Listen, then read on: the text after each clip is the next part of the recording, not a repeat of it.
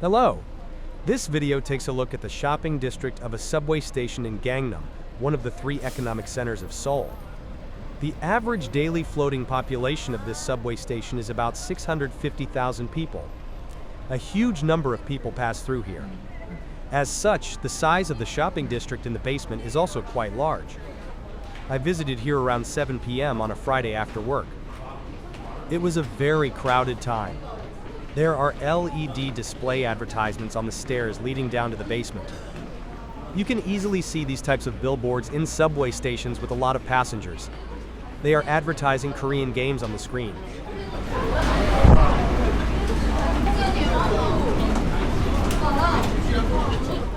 Gangnam Station is the fourth busiest subway station in Seoul. Approximately 190,000 passengers use it every day. Once you get down to the basement, it's quite cool thanks to the air conditioning. The weather is extremely hot and humid, but the indoor air here is very pleasant. Gangnam Station underground shopping mall mainly consists of stores selling clothing and accessories. This is the Subway Line 2 shopping mall. If you walk a little further, you will reach the Shinbundang Line underground shopping mall. It is a structure where two subway lines are connected, and you can see that there are quite a few shopping malls underground.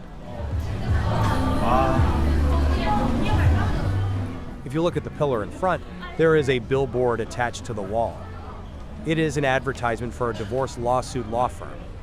This place, Gangnam, is very close to the Supreme Court of Korea. Since there are many subway users, you can see these advertisements often. In Korea, subway station names are sometimes changed to cover advertising costs. When you arrive at a subway station, an announcement is made. In the case of Gangnam Station, when you arrive at the station, a dental hospital is also announced. The subway in Korea is operated by a state-run company, and this type of advertising is used to cover the budget. There was a fork in the road just as I was passing by. That was the subway ticket gate. The Seoul subway system is world famous. It charges the fare based on the distance traveled. The subway and bus fares are linked. For example, if you take a bus and then the subway, you won't be charged an additional subway fare. You pay the fare based on the distance traveled from the time you boarded the public transportation to the time you finally got off. It's a much more reasonable fare system. It changed to this system in 2004. Before that, you had to pay the bus fare and the subway fare separately. At that time, the mayor of Seoul said that the fare system was unreasonable because poor people had to take public transportation farther away, so it was improved to the current system. In Seoul, the richer people live in the city center, so it was a truly innovative system.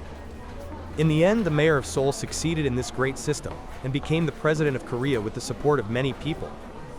And the subway in Korea has another feature. It was designed for war. It was designated as a shelter to avoid enemy artillery fire. That's why it digs much deeper than other countries' subways. Korea is still a country where the war is not over. It's just in a temporary ceasefire. You have to be prepared at all times. I went down the stairs again and came to another space. The place I was just now was the Subway Line 2 underground, and this is the Shinbundang Line underground. Line 2 was built in 1982, and this Shinbundang Line was built in 2011, so it is a relatively new subway line. That's why the place I went down the stairs again looked much cleaner and more comfortable.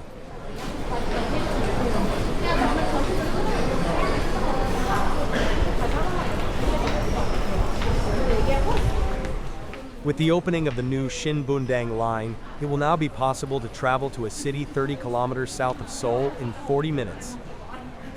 This is a structure that will inevitably draw more people to Seoul. The reason the new subway line was built here in the first place was to make it easier for people who work in Seoul but live in cities in the south to travel to Seoul.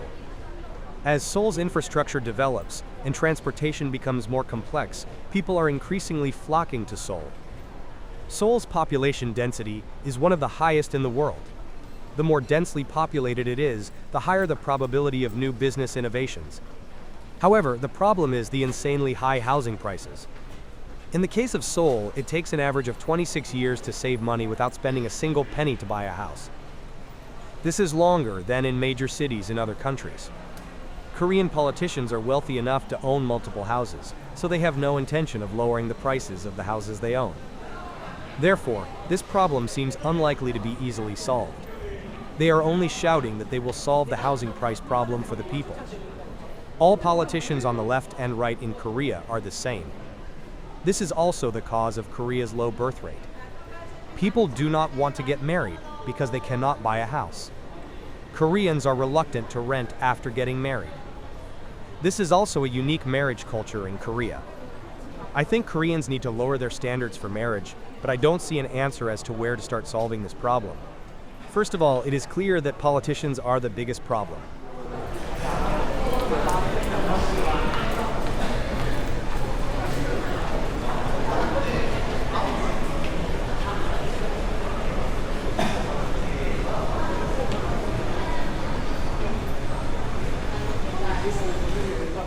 I'm about to go back outside after finishing my tour of Gangnam Station's underground area.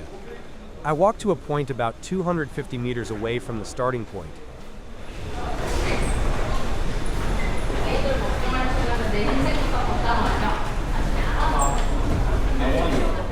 When you come out of the subway station, you can see high-rise buildings lined up along the road. Since it is rush hour, you can see a lot of people coming down to catch the subway.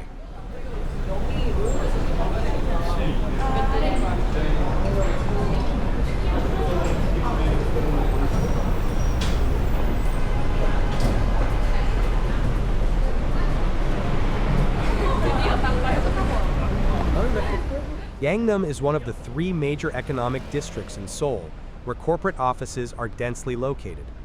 In the past, this was not part of Seoul. The administrative district of Seoul was only the area north of the Han River. The area south of the Han River was farmland, with rice paddies and fields. However, as the Korean economy grew rapidly in the 1970s, people living in other cities began to flock to Seoul, and the city had no choice but to expand. In 1960, there were 2.5 million people, but in 1970, there were 5 million. In order to accommodate the ever-increasing population, a new economic district was needed, and that is how Gangnam was developed. Gangnam is the wealthiest area south of the Han River in Seoul. Most people prefer to live in the south of Seoul rather than the north. This is because they can enjoy the new roads, buildings, and modern infrastructure. The road conditions in Seoul are very different between the south and the north. Even if you look at the road I'm walking on now, you can see that the road is wide. The road width in the northern part of Seoul is narrow. That's because it was the capital for hundreds of years. You could say it's the old city.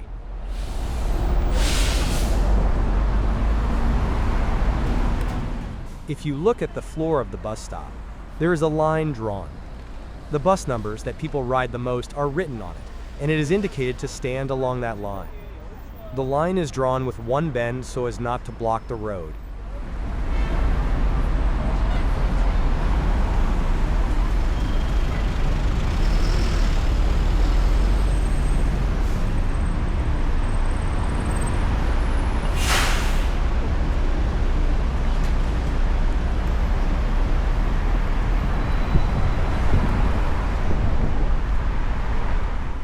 The building on the left is the Hyundai Motors Gangnam office.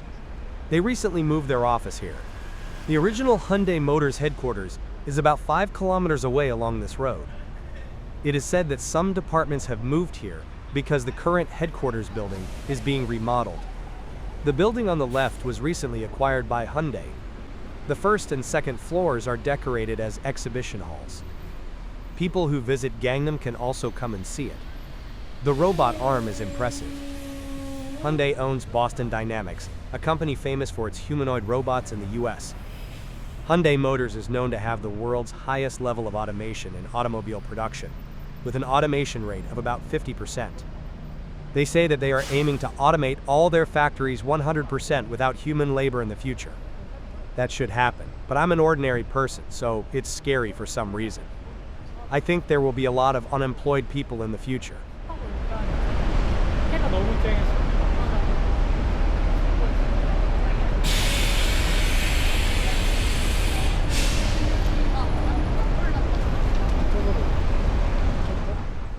So far I have toured the underground and above ground sections of Gangnam Station.